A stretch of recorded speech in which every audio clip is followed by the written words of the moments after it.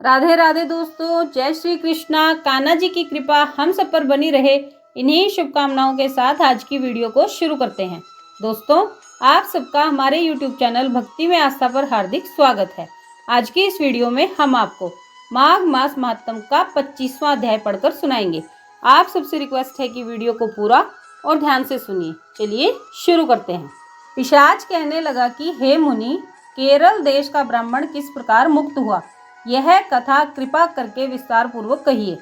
देवदूती कहने लगे, केरल देश में वासु नाम वाला एक वेद पारंगत ब्राह्मण था। उसके बंधुओं ने उसकी भूमि छीन ली, जिससे वह निर्धन और दुखी होकर अपनी जन्म भूमि त्याग कर देश विदेश में घूमता किसी व्याधि से ग्रस्त होकर मृत्यु को प्राप्त हो गया। उसका कोई बांधव न होने के कारण उसकी और वैदिक क्रिया नहीं हुई और ना ही उसकी दाह क्रिया हुई। इस प्रकार क्रिया के लोप होने से निर्जन वन में प्रेत होकर चिरकाल तक फिरता रहा। शीत ताप भूख प्यास के दुख से हाहाकार करता हुआ वह नंगे शरीर रोता फिरता था, परंतु उसको कहीं सदगति नहीं दिखाई देती थी। सर्वथा दान न देने से वह अपने कर्म फल को भोगता था। जो लोग अग्नि में आहुति नहीं देते, भगवान का पूजन नहीं करते, वे आत्मविद्या का अभ्यास नहीं करते, अच्छे तीर्थों से विमुख रहते हैं। जो लोग दुखी लोगों को स्वर्ण वस्त्र तांबूल रत्न फल तथा जल नहीं देते तथा छल कपट से जीविका प्राप्त करने वाले, दूसरों तथा स्त्रियों का धन हरने वाले, पाखंडी कुटिल चोर बाल वृद्ध तथा आतुर और स्त्रियों पर निर्दयता करने वाले, आग लगाने वाले, विष देने वाले, झूठी गवाही देने वाले, कुमार्ग पर चलने वाले, माता पिता भाई बहन संतान तथा अपनी स्त्री का त्याग करने वाले, जो सब तीर्थों में दान लेते हैं, पालन करने वाले, स्वामी को त्यागने वाले, गौर तथा भूमि के चोर, वेदों की निंदा करने वाले, वृथा द्रोह करने वाले, प्राणियों की हिंसा करने वाले, देवता गुरु की निंदा करने वाले, यह सभी बारंबार प्रेत पिशाच राक्षस तथा बुरी योनियों में जन्म लेते हैं। अतएव बुरे कर्मों से बचकर धर्म के कार्य तथा यज्ञ दान और तप आदि करने चाहिए, क्योंकि कर्म फल अवश्यमेव मिलता है। इस प्रकार प्रेत की गति देखकर पाप कर्म कदापि नहीं करने चाहिए।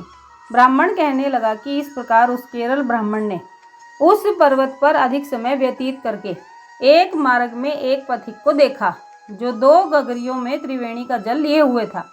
आनंद पूर्वक भगवान के चरित्र का गान कर रहा था। प्रेत ने उसका मार्ग रोककर कहा कि तुम डरो मत, इस गगरी का जल मुझको पिलाओ, नहीं तो मैं तुम्हारे प्राण ले लूँगा। देवदूती कहने लगे कि पथिक ने पूछा कि दुखी दुर्बल नंगे मुरझाए हुए तुम कौन हो, पैरों से पृथ्वी को स्पर्श न करके चलते हो। लोमश जी बोले, प्रेत यह वचन सुनकर कहने लगा कि मेरे ऐसा होने का कारण सुनो। मैंने कभी ब्राह्मणों को दान नहीं दिया, अत्यंत लोभी क्रियाहीन दूसरे के अन्न से पलने वाला था। मैंने कभी किसी को भिक्षा नहीं दी, ना दूसरे के दुख से दुखी हुआ। प्यासे प्राणियों को मैंने कभी जल नहीं पिलाया। मैंने कभी छाता जूता दान नहीं किया, ना किसी को जल का पात्र पान या औषधि किसी को दी, ना मैंने अपने घर में कभी किसी अतिथि को ठहराकर उसका सत्कार किया।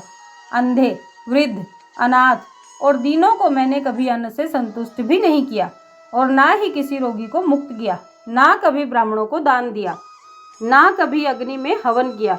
वैशाख आदि मास में किसी को ठंडा जल भी नहीं पिलाया, ना ही मैंने बड़ या पीपल का कोई वृक्ष लगाया, ना किसी प्राणी को बंधन से छुड़ाया, कभी कोई व्रत करके शरीर को नहीं सुखाया। इस कारण मेरा पूर्व जन्म सब बुरे कार्यों में ही व्यतीत हुआ।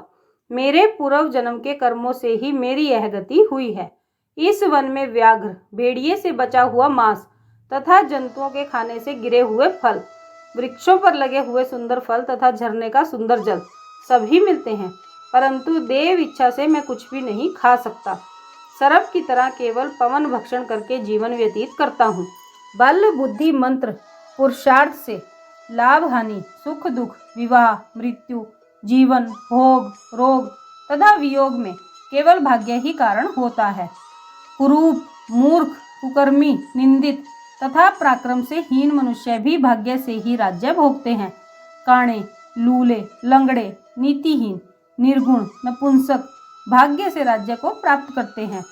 पर्वत पर भी बलवान राक्षस पिशाच रहते हैं, जिनमें से कभी कभी कोई कहीं कहीं वन में फिरते हुए अपने कर्म के अनुसार अन्न जल प्राप्त कर लेते हैं, परंतु आपको उनका भय नहीं होना चाहिए, क्योंकि धर्मात्मा पुरुषों की उनकी पवित्रता ही रक्षा करती है।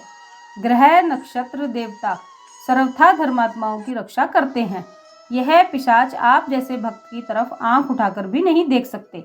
जो नारायण भगवान की भक्ति से पवित्र रहता है, उसको प्रेत, पिशाच, पूतना कोई भी बाधा नहीं दे सकते। भूत, बेताल, पिशाच, गंधर्व, काकिन, शाकिनी, ग्रह रेवती, यज्ञ मातृ ग्रह, भयंकर ग्रह, कृत्या, सर्प, कुष्मांड तथा दूसरे दुष्ट जंतु पवित्र वैष्णव की तरफ देख भी नहीं सकते। जिसकी जीवा पर गोविंद का नाम, हृदय में वेद तथा श्रुति विद्यमान है, जो पवित्र और दानी है, उनको कभी भय नहीं हो सकता।